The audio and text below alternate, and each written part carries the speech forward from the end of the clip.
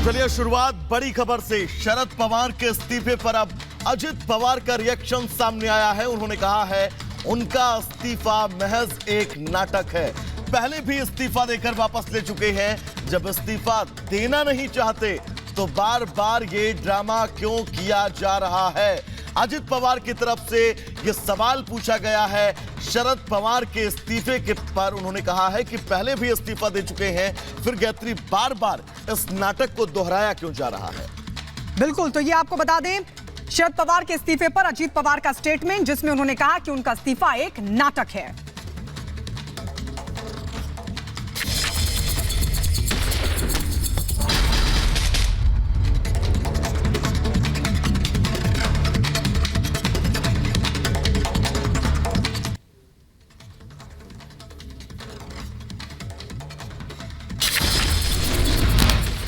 Zenin में Israeli सैनिकों ने बोला धावा।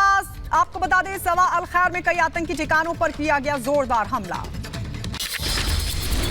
सीरिया की राजधानी दमिश्क में इजराइल का हवाई हमला, आईडीएफ के एयर स्ट्राइक की तस्वीरें भी सामने आई। दमिश्क क्षेत्र में इजराइल का बड़ा हमला, आईडीएफ के हमले से बिल्डिंग हुई तबाह। वेस्ट बैंक के नेबलस में इजरायली सैनिकों का एक्शन तेज, बख्तरबंद बुलडोजर के जरिए सैनिकों ने बोला धावा। इजराइल में गाजा पट्टी पर रात भर इजराइल की तरफ से किया गया ताबड़तोड़ हमला, आईडीएफ के रॉकेट हमलों की तस्वीरें भी आई सामने। वेस्ट बैंक के सॉल्फिट में आतंकी की गिरफ्तारी, इजरायली सैनिकों ने सॉल्फिट के विद्या शहर से किया गिरफ्तार। दोबारा जंग शुरू होने के बाद मध्य और दक्षिणी इजराइल में सुनी गई सायरन की आवाज, एक बार फिर से हमलों की हुई शुरुआत। गाजा में इजरायली वायुसेना ने मचाई तबाही, खान यूनिस और राफा में आतंकी ठिकानों को नष्ट किया गया।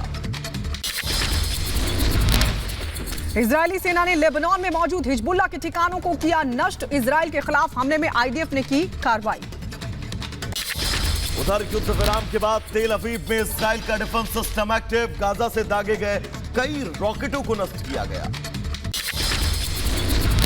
6 दिनों के युद्ध विराम के बाद फिर से जंग का आगाज, गाजा से बेतलम में दक्षिण में दागे गए जबरदस्त तरीके से रॉकेट। युद्ध विराम के बाद एक बार फिर एक्शन मोड में इजरायली सेना, आतंकी ठिकानों पर आईडीएफ ने किए हमले, फिर से शुरू हुआ तबाही का मंजर। रफा में इजरायली सेना का हमला, रफा के कई इलाकों में आईडीएफ ने की बमबारी, हमले में कई घरों को पहुंचा भारी नुकसान। युद्ध विराम खत्म होते ही इजराइल ने तेज किए हमले, गाजा पट्टी में इजरायली सेना ने हमास के सुरंगों को अब टारगेट बनाया। हमलों के चलते धुएं का गुबार चारों तरफ नजर आया।